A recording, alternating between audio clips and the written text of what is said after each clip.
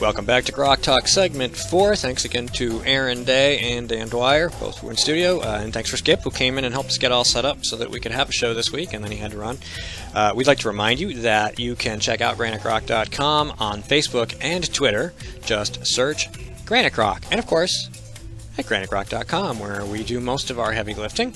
And you can revisit this program anytime on all sorts of podcast outlets. Oh, yeah, I can't even remember the list. It's been so long since I had to read it. iTunes, Spreaker, iHeartRadio, Stitcher, YouTube, Ustream. Yeah. We're everywhere. And we're live streaming right now, and we'd be happy to bring in our next guest, who is another candidate for the New Hampshire State Senate. I would like to welcome to the program Maureen Mooney. Maureen, good morning. Good morning, Steve, and good morning, Mike. Thank you so much for having me on the phone this morning. And my apologies in advance that I'm not there in person in the studio. As you know, I was planning to do that 2 weeks ago or so when you first invited me, and there was a scheduling conflict. So now with campaign being in full-blown crunch mode, here I am on the phone. So my apologies in that regard. Well, that's okay. Our apologies for running down to Home on the Range with Hemingway. Yeah, that's true, because you were supposed to be on that week, and they took the whole show on the road, and I didn't even know we were doing that, and I'd already booked you. But you're here now, so and let's. I heard that was a great event, and I'm sorry I missed that, the Hemingway event there. It was indeed a lot of fun, decent turnout. Andrew gave one of his great little speeches. There's pictures of Andrew and a whole bunch of other people blasting up the dirt banks with the machine guns, just like they were Democrats. I'm sorry. Exactly. You know, I want to thank you both, too. I haven't been on your show. I think it's been a while since I was on your show. Skip interviewed me once during the McCain campaign. So it's been that a was while. a long time ago, yeah. But, you know, you folks do a great job, specifically in keeping really, really important issues at the forefront of the public.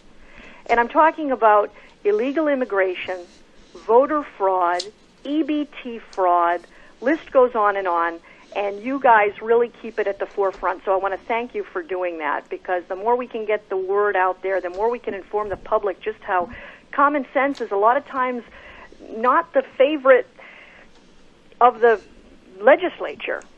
Yeah, that's true. More, the more we can get that out there, the more we can realize that the public can realize that things certainly need to be done and need to be corrected immediately. Well, talking about common sense, you are running for the New Hampshire State Senate, and so obviously there's some things that have been going on that you don't view as common sense. Yes, that's true. I am a candidate for the state Senate, and I'm in the biggest primary in the state for the state Senate. It's crowded, yeah. With 4 people, yes, 4 towns and 4 people. 3 candidates from Merrimack. We've got 1 candidate from Milford. And then on the other side of the ballot, the Democrats don't have a primary, but they do have a candidate, and he's from Milford. Okay, so. And what are your winning positions, Maureen? Why should you be the person that the voters go for? Because I understand there are some decent Republicans running in that primary, so it's not about all about rhinos versus conservatives. It's in fact a smorgasbord of choice. Yes. Well, there are a few reasons why I'm a candidate. First of all, this district, historically Republican, needs a good conservative voice in the Senate. And we've seen throughout the state that some people who call themselves Republican were not voting for or pushing for Republican pieces of legislation. So that's the first reason. This district needs a conservative voice. The second is that I was encouraged to run. When Peter Bragdon decided he was not going to seek another term and announced his withdrawal, or that he was going to step aside from the seat and resign, my phone lines lit up. I got calls from people all over the district, folks that are friends of mine, folks that I worked with in the New Hampshire House, folks that are currently in the New Hampshire House now, and they encouraged me to run based on their familiarity with my work ethic and the projects that we had worked on in the past. So that was a big motivating factor. Another is my experience. I've done 3 terms in the New Hampshire House representing Merrimack, and at one time I represented both Merrimack and Litchfield. And, representing both a large town and a small town as the same state representative is challenging because there was a lot of apprehension at the time, whether or not Litchfield was going to be properly represented and so forth. But I made it a point to literally herd up our state representatives and go to Litchfield, go to their Board of Selectmen meetings, talk to their school board, make ourselves seen, make ourselves known, open ourselves to questions. It earned me the nickname the Shepherdess. That's important, too, because for people who aren't familiar, when that situation arose, Litchfield is a tiny town compared to Merrimack, and all the reps from Merrimack were going to get elected, and so Litchfield wouldn't technically have had anybody from their town in office, and they were really concerned about that. Exactly. And, Wilton is the smallest town in the district, 4,000 people. Next to that is Amherst with 11,000 or so, thereabouts. Milford with about 15,000. Then you have Merrimack with 26,000. So I'm very big on letting voters know that, I represent the district, not just my hometown where I've lived now for over 20 years. In addition to all those reasons of why I decided to run, there's another reason. When Peter Bragdon announced he wasn't going to run, and I was encouraged and so forth, I took a month talking with people I know in the district, people I don't know in the district. Steve, you must know King Cone. Yep. I was there just talking with people in their ice creams about their thoughts on the state Senate seat. What would they think about my candidacy? Was I well known enough and so forth? And was I conservative enough? Did they think I did a good job as a state rep? And after over a month's worth of a discussion tour, I made the decision to run. And that's a great place to hang out, too. I've seen the crowds there. It is. Just watch out for their supersized ice cream. The large ice cream is about a foot tall. That's not the cone. That's the ice cream part. And if you order one on a hot day, forget it. You better be quick. Yeah, you got to be quick. Yes, I mean when they sell ice creams almost the same size as me. Yeah, they're huge. All right, so let's get some input. We've passed this Medicaid expansion thing. And it's theoretically supposed to sunset in a couple of years. I've been arguing that we need to change our culture as far as insurance goes, as far as the way we invite business into the state to really save us from that expansion so that we can get away from it. What are your thoughts about that should you be elected? Yes, well, I am not for expanding Medicaid. And on my website, my issues page is very thorough in that one section of it, I have bills that this current legislature, this legislature that just ended, took up and how I would have voted on those bills were I a legislator at the time. And that's one of them. In fact, that's the first one on my list. I would not have voted to expand Medicaid. This sends us down a very dangerous path in terms of dependency on the government, in terms of who is going to pay for this, in terms of what happens when the federal government pulls their end of the deal. I mean, this is a crash course to what some will propose in the legislature, the answer being an income or a sales tax. Who funds this down the line when it doesn't happen? And that's the taxpayers. So I am adamantly against expanding Medicaid. And, I even have a voting record on this, even though I wasn't in the legislature at the time this passed. And that's because our Merrimack Republican Town Committee had a resolution urging senators not to promote, vote, or co-sponsor this piece of legislation. And I voted for that resolution in my own town committee. We weren't the only town committee that did that. Several in the area did. But I was certainly very big on it, and we voted it, we passed it, and we sent that message up to our Republicans representing us, supposedly, in the Senate and the House. How do you feel? Well, I mean, that just sums it up, doesn't it? I mean, what kind of Republican do you have when you're proposing legislation that's supported by all the Democrats and only half the Republicans in the Senate? I don't get that, Mike. It's funny how that works. With 6 years of legislative experience under my belt, on the Judiciary Committee, which is a very busy committee, it can often be very contentious. We get all the hot issues. one of my colleagues used to joke that that was the only committee where a state trooper was regularly stationed outside the door. But my point is, on that committee, when we would vote to recommend bills, the Democrats voted always the same. Always the same. All together, no differentiation, all the same. Republicans, we were fractured. And there were times that this was happening where the Democrats had the majority. I'm thinking to myself, does our little micro caucus in this Judiciary Committee really need to help the Democratic majority right now with 1 or 2 votes? I can't understand that. No, unless you just want to be seen as being nice to go along or being bipartisan because it doesn't matter. I mean, it's a bit like some of the votes in the National Senate where they hold the cloture vote and then they hold the real vote and they allow you to vote for it before you vote against it or vice versa, so you can say you voted the right way and have absolutely no effect. Yeah, that's true. I mean, if the Republicans were as lockstep in their principles and supporting the platform, which of course you may know I have a big history of because I, along with Ovid Lamontagne, chaired and co-chaired the platform committee some years ago. But what we did, our work in that committee essentially formulated the platform that we have today.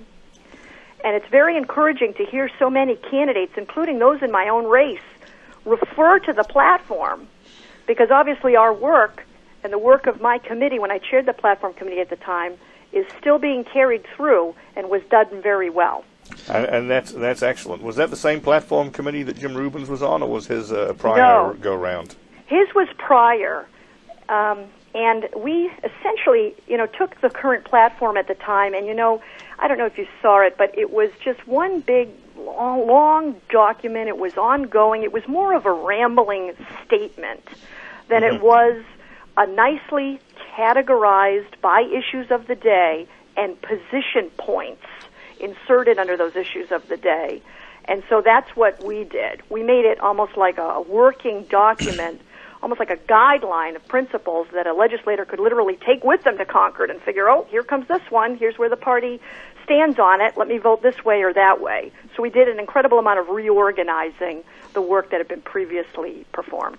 Maureen, we're going to take a quick break, and when we come back, I'm going to ask you what your thoughts are on how we improve the insurance situation in New Hampshire. I'm Steve McDonald with Mike Rogers. We'll be right back after this.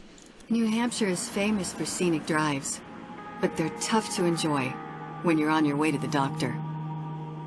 Because Obamacare limits your choices, some will have to drive more than an hour to see a doctor. What's health insurance worth if care isn't there when you need it? Jean Shaheen voted for Obamacare, putting your doctors and hospitals further out of reach. Tell Senator Shaheen Obamacare is not working for New Hampshire. He tried to make us believe he was a fiscal conservative, but State Senator Jeb Bradley has been deceiving New Hampshire taxpayers. Like a wolf in sheep's clothing, he claimed to be one of us, pretending to blend in, but all along voting like a liberal Democrat.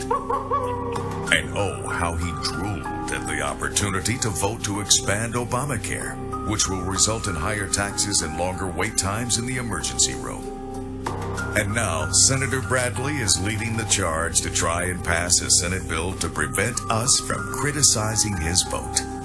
Call Senator Bradley at 603-569-4208 and tell him that we're on to his wolf in sheep's clothing routine. Tell him to stop pretending to be a fiscal conservative and start voting like one.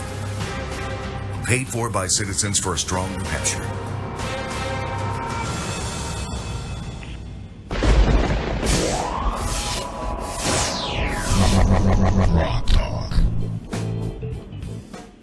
All right, we are back with Maureen Mooney, candidate for New Hampshire Senate District 11.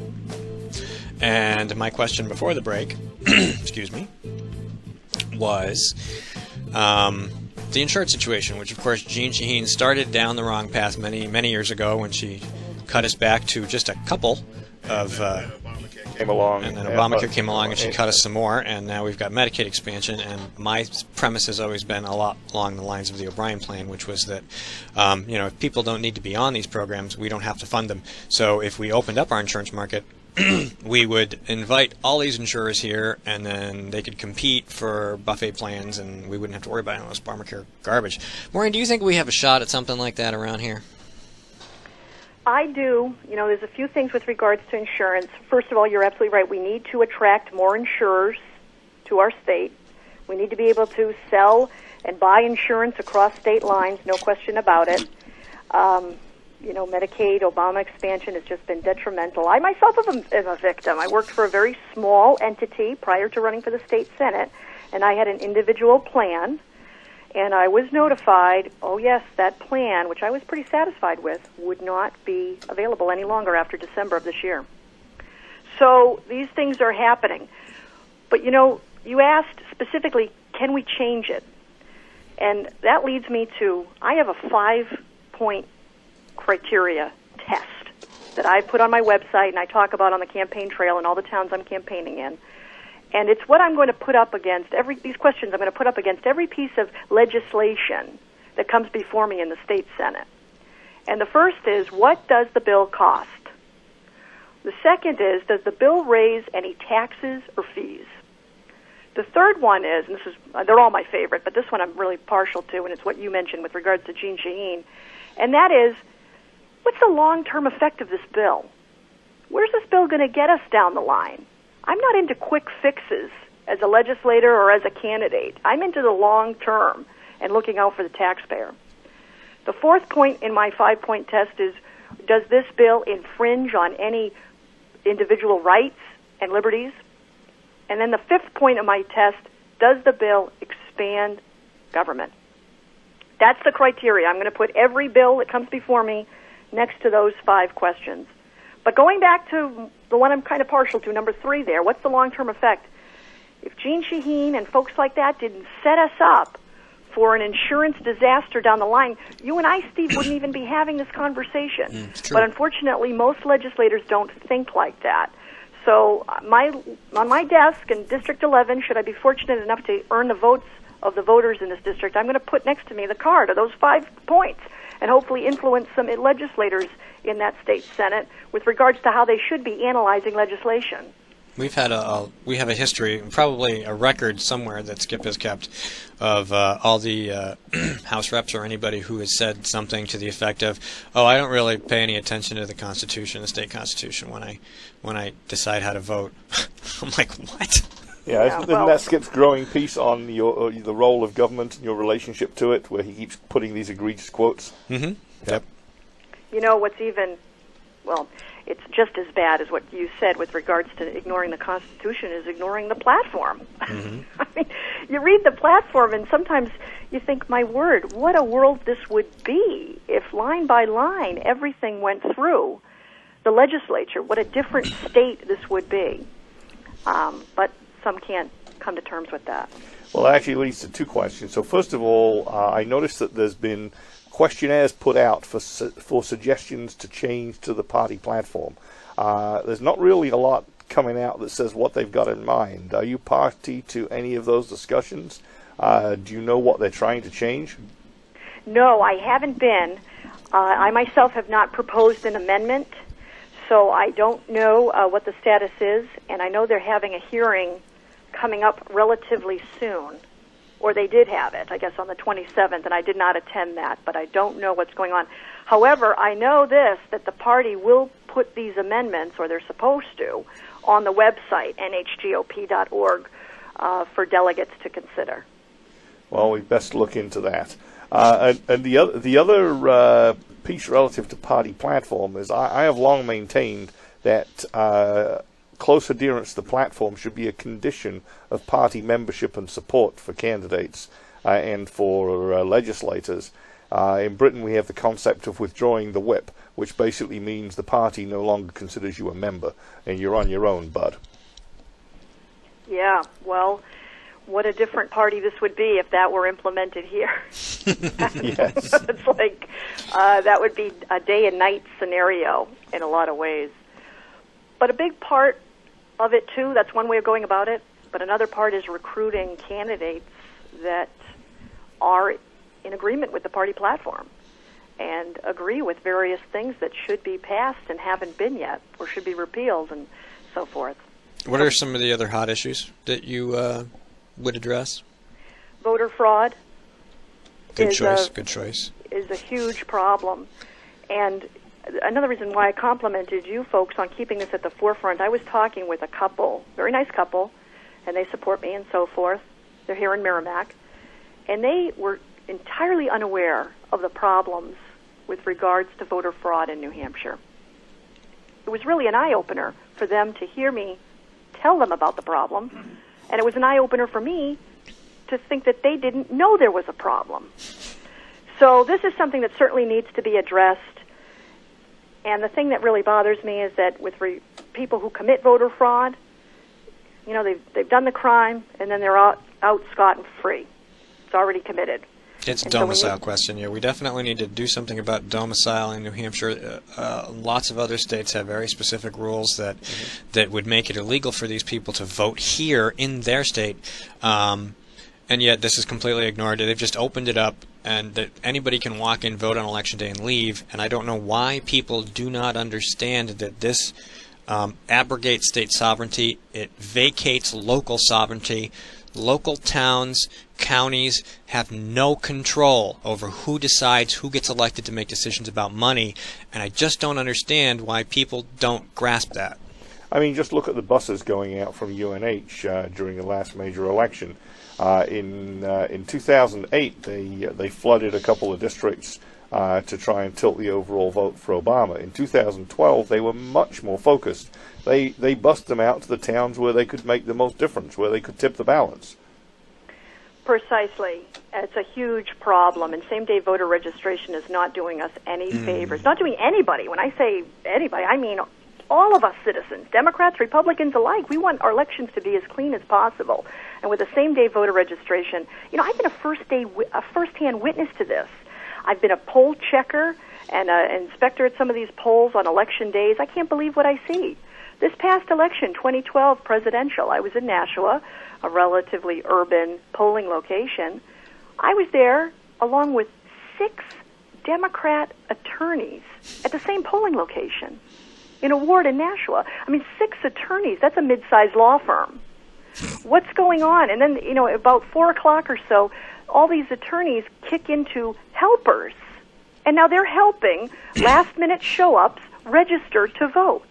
So what's this transition from, you know, just simply observing to be sure that polls are being run properly to conversion into assistant moderators? I mean, there's so much work to be done, and you're right. The definition between residency, domicile has to be clarified. And there's, you know, if we get the right people in this legislature, that can happen. You know, we worked on eminent domain a lot when I was in the legislature, and we worked on specifying definitions to make it as Loctite as we could with regards to private property and blight and so on and so forth. And we can do the same thing with voter laws as well. And we need to. Go ahead. Yeah, and we had, of course, the eminent domain stuff. And as far as I know, David Souter still has his house.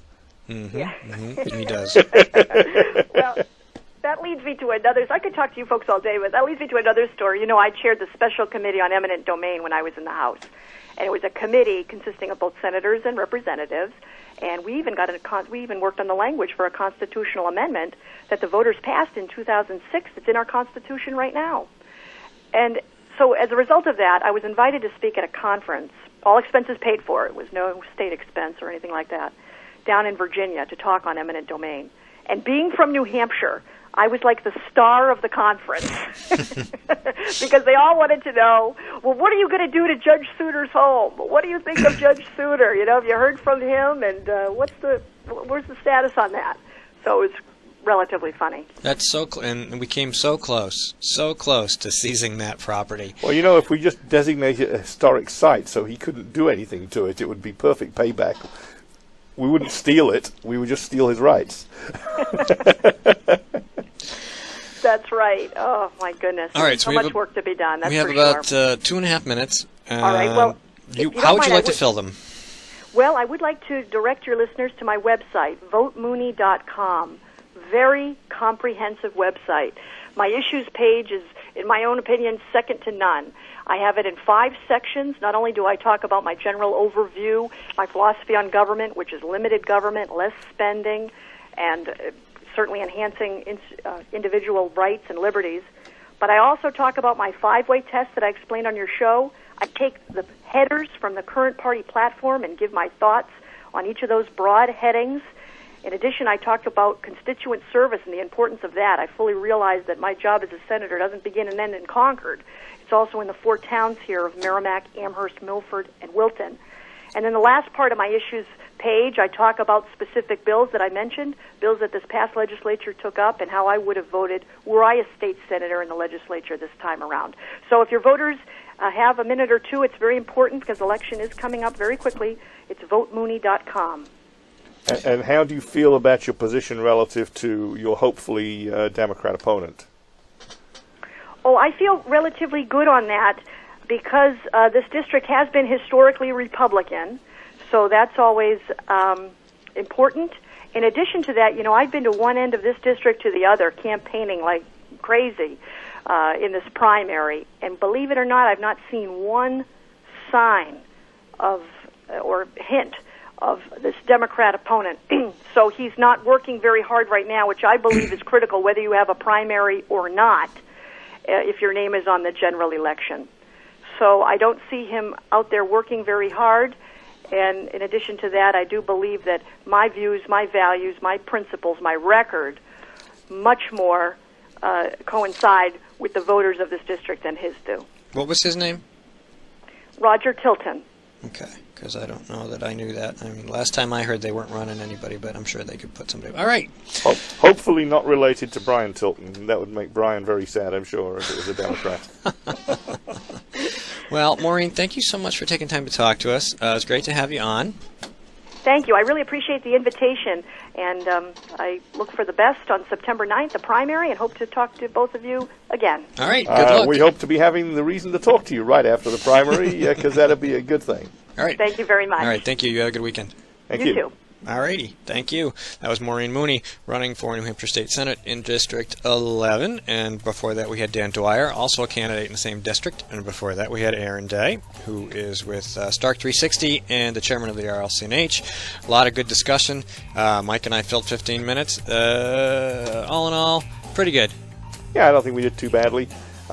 Just trying to adjust a little bit to being in a different position here, watching the live stream, and thankfully, there were no glitches. It looks like it's gone end to end without a hitch. All right, well, Skip's going to send us some instructions so we can set this up in his absence, and hopefully he will be here. But if not, we will be back with more discussion, more conversation, and more politics, and more news, and more opinion, and more GrokTALk. And in fact, and for next week, we got several guests. We do, and I wrote them down and told you who they were, and I gave you the piece of paper they were on, and now I have no idea where they went. Oh, we got to go. Bye. Okay, no problem. Yeah, baby!